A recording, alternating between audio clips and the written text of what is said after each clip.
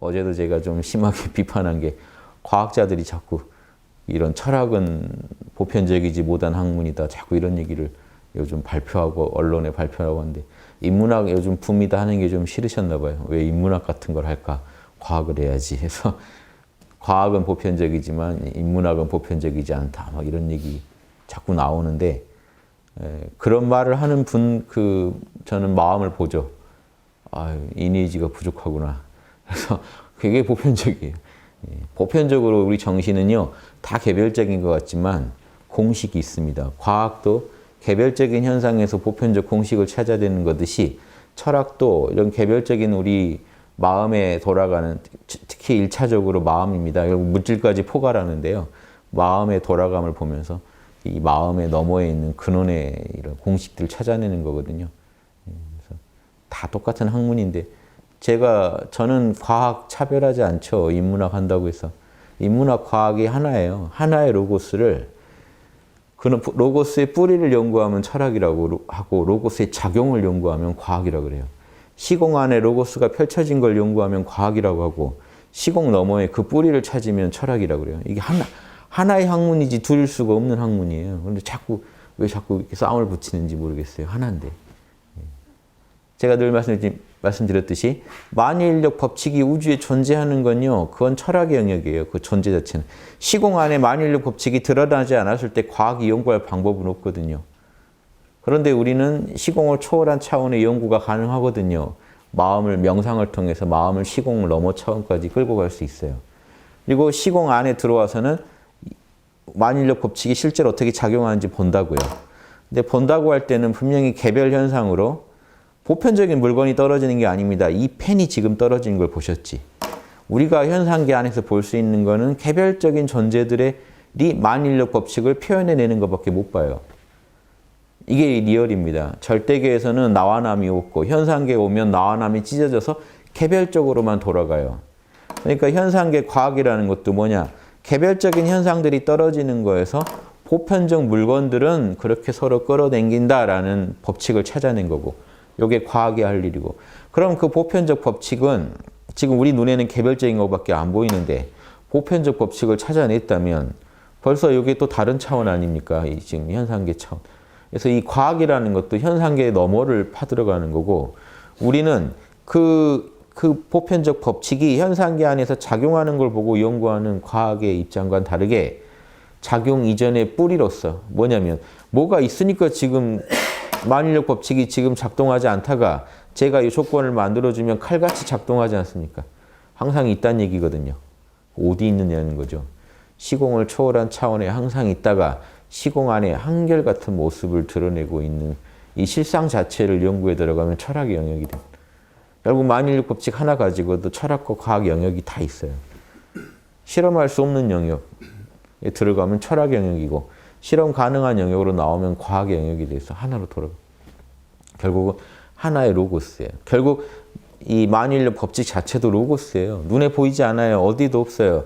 여러분이 보시는 건 법칙을 보지 않습니다. 얘가 이렇게 여기 있다 여기 있는 것만 보시는 거지 지금. 근데 지금 뭐가 자꾸 끌어당길까요? 만유인력 법칙이요. 그럼 그놈이 작용하는 걸 연구하면 과학이고 작용 이전을 연구하면 철학이 된다. 이해되시죠? 그럼 우리 마음도 그래요. 마음 안에서 측은지심, 사양지심, 수호지심, 십이지심이 작동을 해버린 뒤는 심리학의 영역입니다. 그런데 일반적인 심리학 영역, 과학적 심리학 영역인데 작용 이전은요. 이건 철학 영역이에요. 근데 이게 하나의 로고스라고요. 안에 사랑하라는 로고스가 있다가 밖으로 측은하게 만들어버린단 말이에요. 그럼 인의지만 그러는 게 아니에요. 희노애락도 똑같아요. 이번에 영화 인사이드 아웃 나왔지만 그게 로고스들이에요. 이데아들이에요. 우리 안에 슬픔의 로고스가 있어요. 그러다가 조건이 되면 개별적인 슬픔을 만들어내요. 여러분이 느낄 수 있는 건 개별적 슬픔밖에 못 느낍니다. 그때 누구 때문에 슬펐던 거.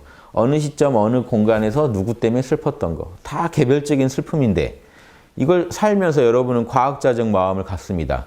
내 안에 보편적 슬픔이 있다는 걸 알죠. 그러니까 항상 다양한 모습으로 등장하지만 그거를 다 슬픔이라고 우리가 이해하는 건 이런 건 슬픔이다 하는 보편적 법칙을 알고 계시다는 얘기죠.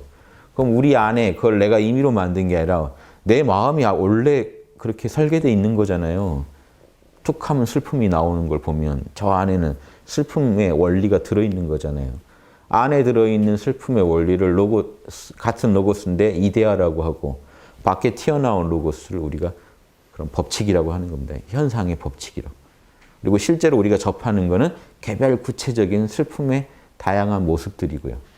그럼 이 마음을 이렇게 연구하나 물질을 가지고 만일력 법칙을 연구하나 조금도 다를 바가 없는 똑같은 학문인데 요건 보편적이고 요거는 뭐 보편적이지 못하고 이런 얘기를 왜 하고 계시냐는 거죠. 하도 사이비 인문학만 보셔서 그럴 수 있다고 생각해요. 근데 제 강의 보시면 그런 말씀 못 하시지 않을까 저는 그렇게 생각합니다.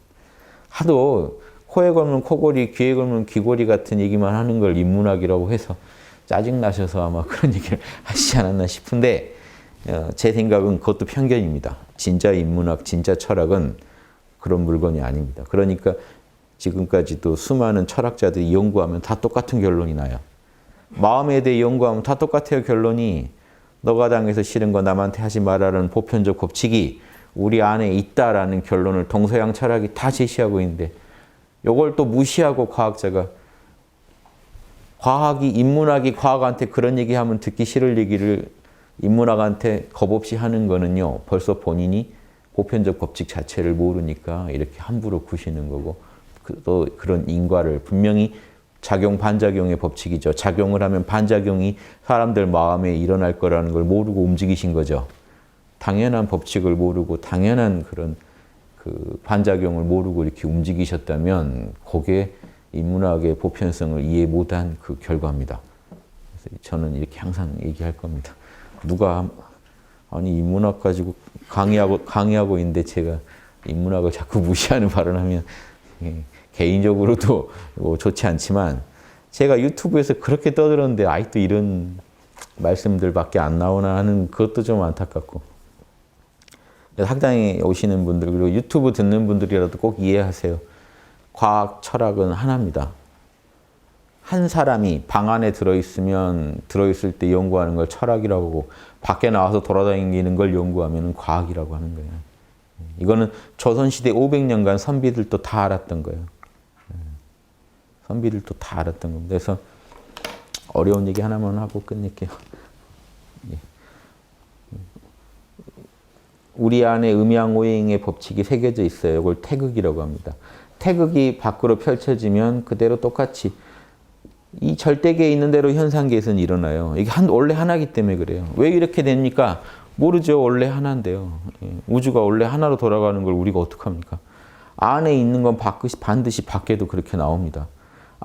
그래서 우리나라가 태극기를 그릴 때 이걸 그려놓은 거지 이걸 그려놓은 게 아니에요.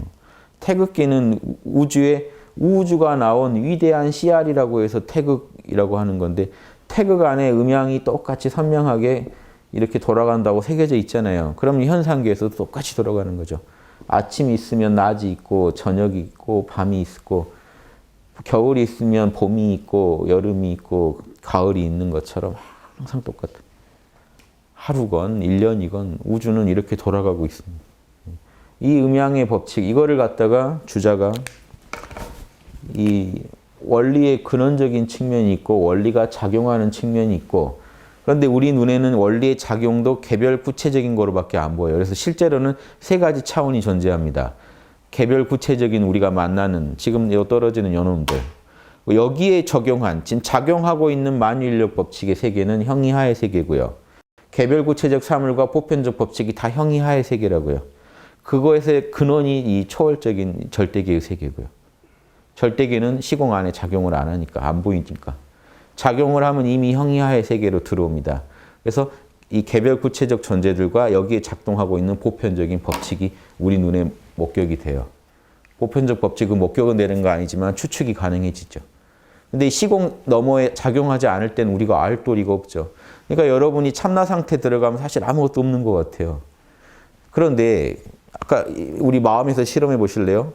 아무것도 없는 것 같은데 왜 내 마음은 참나 상태에 있으면 더 이 이니에지의 영향을 받아서 자 여기는 이니에지의 의미도 있죠. 사랑, 예절, 정의, 지혜 이게 그대로 실험되는 게요. 우리 에고가 참나랑 함께 돌아갈 때는요. 더 측은지심과 수호지심, 정의감과 공감 능력과 시비 판단 능력과 남하고 조화를 이루는 수용 능력이 극대화된단 말이에요. 우리 안에서. 즉 이 절대계의 영향권 안에 들어가면 제대로 들어가면 이 에고도 변해버리더라는 거죠. 이런 걸 보면서 우리가 연구하는 겁니다. 마음은 철학은 이렇게 연구하는 거예요. 그래서 과학은 연구하기가 쉬워요. 객관적으로 있는 것들을 연구하는데 철학은 지금 내 마음이 저차원적 원리로 돌아갈 때는 파악이 안 돼요. 이니에지의 원리가. 욕심으로만 돌아갈 때는 고차원적 원리가 우리 안에 있다는 게 파악이 안 되기 때문에 인문학을 우습게 알기 쉽습니다. 뭐야, 그냥 사람은 꼴린 대로 사는 거지 무슨 이니지가 어딨어 라고 말할 수밖에 없는 거죠. 하고 싶으면 하고 싫으면 마는 거지. 이니지가 어디 있어서 사람을 자꾸 불편하게 하는 거야. 이게 우리로 볼 땐 영성지능이 낮다는 거고 이 사람 마음을 지배하는 로고스가 저차원적 차원이기 때문에 그래요. 사람 마음에 오면은 어떤 차원의 로고스가 지배하느냐에 따라 사람 이 인격이 달라집니다. 이게 사람한테서 나타나는 어려운 점이에요. 과학은 쉬운데 물질 세계는 쉬운데 철학이 어려운 이유가 자기 영혼에서 여러 가지 실험을 해보지 않으면 자기 안에 어떤 로고스가 있는지도 파악하기도 힘들다는 거예요. 그래서 어떻게 보면 되게 개인적으로 보일 수도 있지만 인간의 마음의 개인적 차원만 보고 계시다는 것은 보편성을 못 찾고 계시다는 것이 인문학 공부가 방향을 전혀 못 잡고 있다는 거예요. 개별적인 사물 속에서 여긴 법칙이 없는 것 같아라고 말하고 있는 거랑 똑같아요. 근데 과학도 처음에는 법칙이 없는 것 같았지만 찾으니까 계속 있죠. 상대성 이론도 나오고 뭐도 나오고. 마음도 똑같대요. 찾아보니까 안에 누구나 마음을 순수하게 하고 이 절대계 차원에 가깝게 마음을 몰고 가 봤더니 어느 종교고 어느 철학이고 명상을 하게 되면 똑같이 사랑, 정의, 애절, 지혜가 내 마음에서 작동하더라는 그 영향권 아래 들어가더라는 거죠. 이런 걸 실험해 보면서 스스로 자기 영혼을 실험해 보면서 공식을 찾아내는 거라 철학이 어렵습니다. 일단 찾아내고 나면 확실해요. 어떤 상태건 명상만 하면 여러분은 이니에지에 맞게 변해요. 끝없는 실험을 통해 주체적으로 여러분이 이거를 인가해야 됩니다. 이럴 때 이제 철학자가 돼요. 그래서 이게 상당히 주관적 영역 같죠. 남한테 보여주기가 힘드니까. 근데 사실은 안 보여주는 게 아니에요. 생각, 말, 행동을 통해 이니에지를 계속 보여줘도 이거는 상대방의 마음이 또 정화되어 있지 않으면 이해를 못 해요. 예수님이랑 같이 지내도 이해를 못 한다니까요. 너가 당해서 싫은 걸 남한테 하지 마라. 예수님이 그러시면 아마 예수님 옆에 있는 사람은 나한테나 좀 먼저 잘하지. 저런지 모르겠다. 왜 내 마음을 몰라주면서 저러시는지 모르겠다라고 할 수도 있단 말이에요. 즉 알아보는 사람이 예수님 마음 돌아가는 거를요. 그 공식대로 돌아가고 있는 걸 이해하기가 너무 힘든 게 이게 과학, 보편적인 학문이 되게 참 어려운 철학의 문제인데 그렇다고 해서 보편적이 아니다라고 말할 수 없다는 거죠. 똑같다는 거죠. 누구나 지금 똑같이 그 방금 예수님을 비방하는 사람마저도 내가 당한 거 남한테 안 했으면 남이 나한테 또 먼저 그렇게 해줬으면 요걸 옳다고 여기고 있기 때문에 그런 말이 나오는 거죠. 이런 원리를 잘 찾아 들어가면 우리 안에는 보편적인 원리가 있다는 걸 찾을 수 있고 그걸 가지고 내 마음을 경영하면 이게 자연은 절로 이루어지는데 인간은 노력을 해야만 보편적 원리대로 살아갈 수 있고 노력을 해야만 우리 참나 안에 내재되어 있는 그런 이데아대로 살아갈 수 있고 또 이 현상계 안에서 보편적 원리가 이렇게 구현될 수 있다. 이런 거를 느끼실 수 있죠. 그래서 철학은 어려워요. 그래서 제가 영성지능 왜 얘기하는지 아십니까? 과학은 사실은 과학을 뭐 아주 잘하려면 지능이 필요하겠지만 과학을 이해하고 이렇게 실험된 걸 보고 이해하고 하는 데는요. 이제 어느 정도 지능이 있으면 되지만 철학은 이게 쉽지가 않단 말이에요. 지금 이런 얘기를 듣고도 나는 별로 저렇게 살고 싶지 않다 하면 끝인 거예요. 아무것도 아닌 거예요. 이 철학은 스스로가 계속 더 이 실험에 동참해 주지 않았을 때 얻을 게 없어요. 이렇게 어려운 얘기입니다. 그래서 영성지능이 높은 분을 제가 찾는 이유가 제 얘기만 듣고도 저거 그럴싸한데? 라고 생각을 해 주시고 실험에 적극적으로 동참해 주셨을 때 제 얘기가 그대로 전수된단 말이죠. 전달이 되고 그래서 이신전심이란 말이 이신전심, 내 마음이 저쪽 마음에 이렇게 복사가 되려면요. 저쪽도 그 정도 수준을 해줘야 돼요. 갖춰줘야 돼요. 과학은 이럴 필요가 없는데 철학은 이렇습니다. 저쪽도 자기 마음에서 이쪽 실험자가 제안한 것만큼 실험을 같이 해줘야 서로 결과가 이렇게 확인되고 정보가 공유되고 해요. 근데 그렇게 한 사람들의 기록을 제가 쭉 봤을 때 똑같더라는 거예요. 유불선 아니라 뭐 제가 전 세계에 존재하는 영성 좀 닦았다는 사람들 거 다 찾아다 제가 봤잖아요. 오차들은 있지만 이 보편적 진리에 대해서는 서로 이 차이가 없더라는 거예요. 소승, 대승 조금씩 이제 그 관점에 따라 해석의 차이는 있지만 발견된 보편적 진리들에 대해서는 제가 거의 이거는 인류가 모두 받아들여도 좋다 할 정도로 이 공통점이 발견되더라고요. 그걸 제가 인해지신 육바라밀이라고 말씀드립니다. 그래서 이거 믿고 바로 공부하시면 절대 후회하실 일 없고 손해보실 일 없습니다. 잘못돼도 공자님처럼 되고 아주 망쳐도 부처님처럼 돼요. 이 실험을 따라가시면. 아주 실패해도 예수님처럼 되실 겁니다. 이게 해볼 만한 거 아닙니까? 제가 이 정도 책임지고 말씀드리잖아요.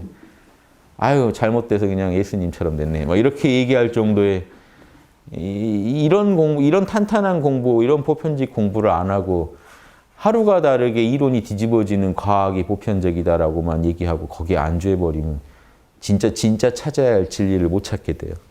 과학은요, 제가 무시하는 게 아니라 매일매일 새롭게 닦여져야 할 학문이고 매일매일 더 진화할 겁니다. 예, 그런데 철학은 불변의 본질의 뼈대에 대한 학문이기 때문에 답이 이미 나와 있어요. 과학은 이 답의 적용이기 때문에 매일매일 매 순간 그 적용은 달라집니다. 그러니까 이 두 개의 학문의 성질을 정확히 알고 이해하시고 활용하셔야 돼요. 둘 다. 그래서 여러분은 철학으로 일단 무장하셔야 돼요. 중심은 철학으로. 불변의 원리로 중심을 잡고 매일매일 변화하는 과학으로 또 무장했을 때 만능이 되죠. 그때 전지전능이 됩니다. 과하지 말자는 게 아니에요. 두 개가 균형을 이룰 때 최고의 어떤 인간도가 구현된다. 그러니까 정신만 밝혀지고 물질명이 발달 못하면요. 과학이 발달 못하면 인간들이 고생하죠. 정신도도 구현을 못해요. 물질이 너무 충나면 이거 보강하느라고 여러분 정신을 여기다 써야 됩니다. 그러니까 예전 같으면 축지를 배워야 되고 차력을 배워야 돼요.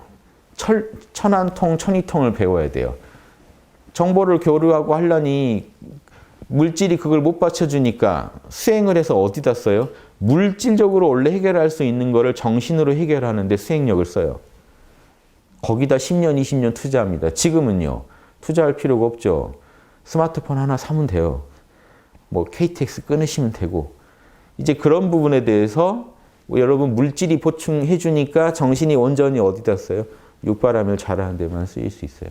이런 시대를 맞아서 축지하자고 또 다시 돌아가자고 하는 것도 저는 아니고 정신 육바라밀만 잘하면 되지 물질이 뭐가 필요하냐 이것도 저는 아니라고 봐요. 왜냐하면 이렇게 육바라밀을 이 물질이 너무 부족하면은요 인간이 마음을 다 거기다 써야 돼요. 그리고 물질을 보충하는데 아까 제가 축지 천안통은 센 얘기고 그거 아니더라도요 물질적으로 배고파 죽겠는데 그러면 다들 그 정신력을 어디다 써야 됩니까?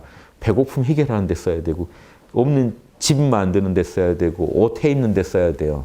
물질이 좀 갖춰지고 과학이 발전하고 이 우주를 이해하는 수준이 높아지면 우주에 나가서도 육바라밀 할 수 있는데 화성 가서도 육바라밀 할 수 있는데 이게 다 과학력이 해주는 거죠. 이 두 개가 잘 아우러지는 게 중요하고 그래서 우리 선생님도 항상 신물합치론 그랬어요. 이건 이 자체가 마음인데 마음과 물질의 세계를 하나로 써라. 근원은 하나니까.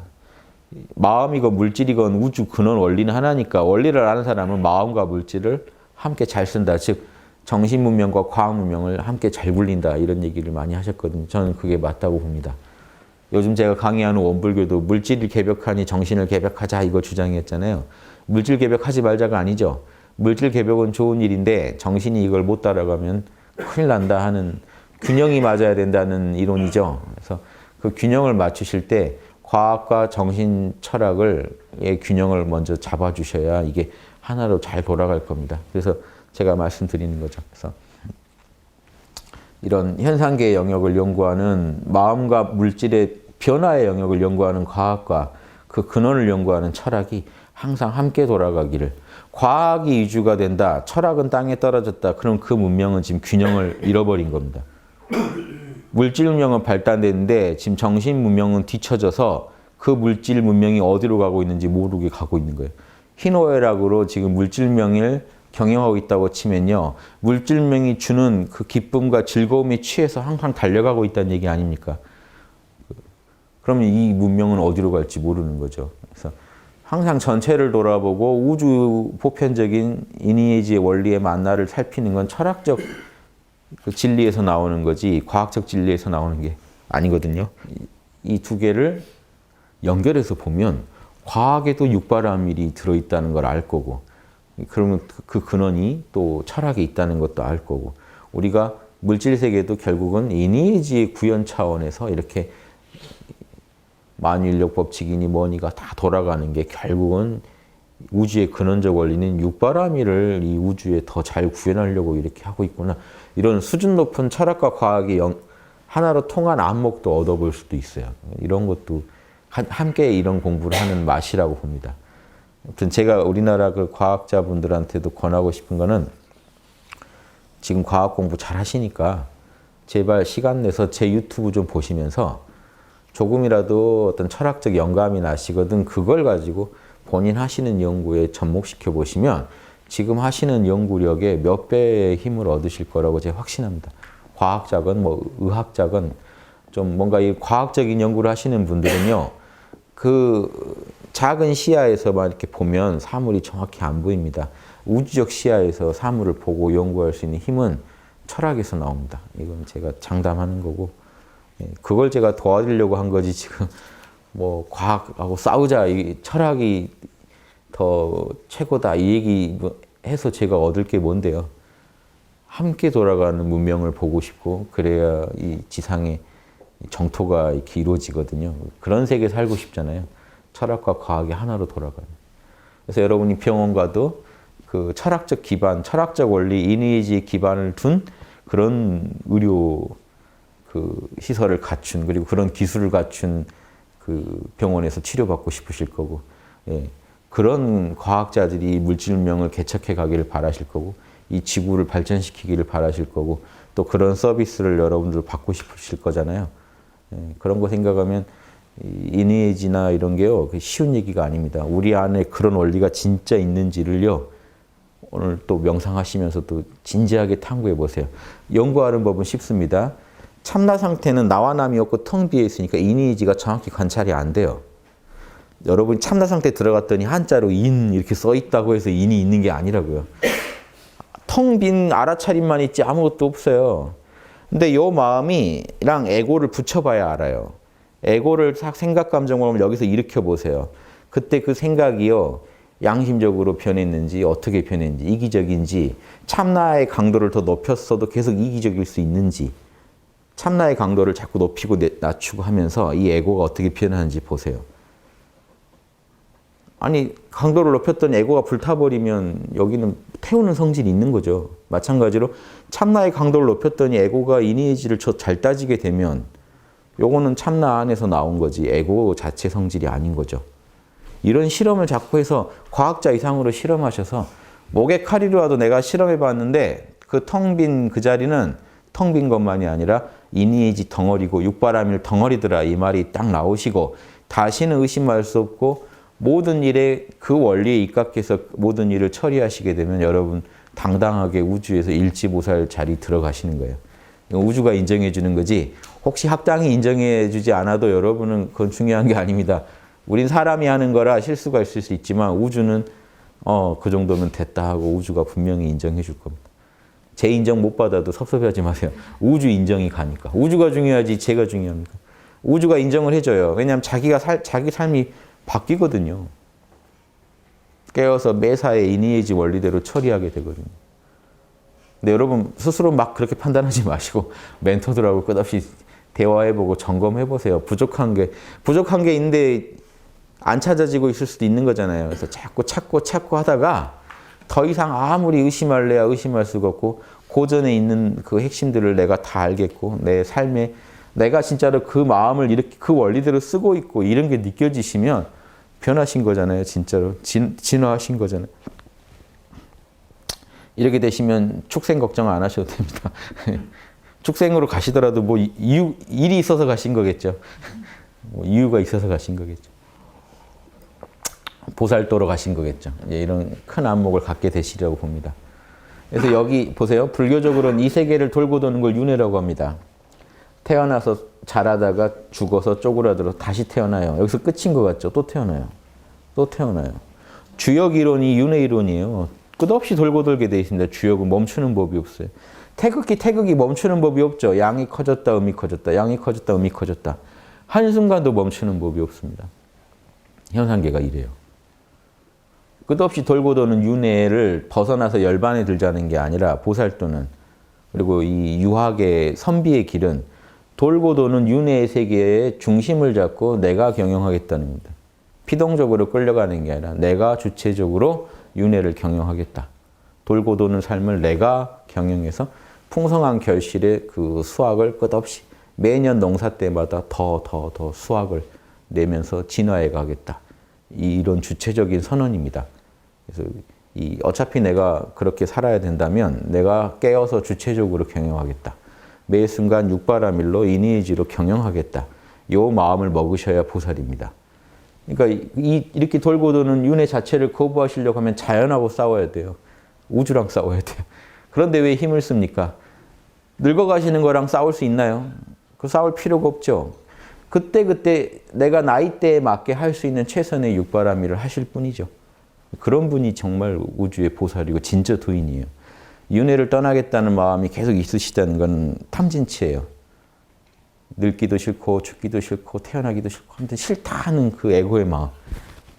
에고의 강렬한 거부감입니다. 두려움. 그 근원은 뭘까요? 두려움이에요. 또 태어날까 봐 두려우신 거죠. 근데 이상하지 않아요? 진짜 아라한이고 도인이면 왜 그걸 두려워하죠? 우주가 공하다면서. 바로 지금 그 마음을 먹으세요. 몰라 해버리세요. 그게 그냥 우주의 마음입니다. 두려워하고 계시는 동안은 여러분은 보살도 못 되고 아라한도 못 돼요. 두려워하지 않아야죠. 아라한이 되려고 해도 두려움은 없어야 되잖아요. 탐진치가 없어야 되잖아요. 근데 진짜 아라한 되고 나면 과연 보살도가 안 나올까 이겁니다. 그래서 법화경에서 아라한들한테 아라한들인데 보살도를 모른다고? 니네 아라한 아니지 이렇게 나가요. 법화경이.